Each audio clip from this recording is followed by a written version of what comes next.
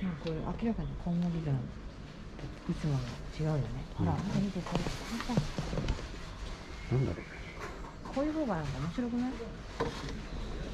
なんか成長が楽しみじゃん。なんかそういう方がなんとなくさ。リドレーじゃないですね。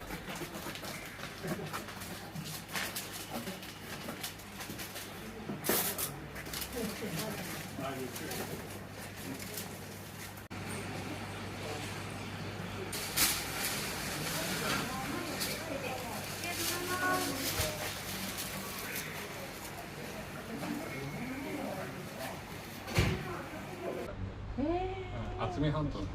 マジですか。これいろんな人これを作ってる。これはもうこれ専門でそう作ってる。なんだ。釣りバチの多分釣りバチとかもそう。はいはいはい。いや、なるほどね。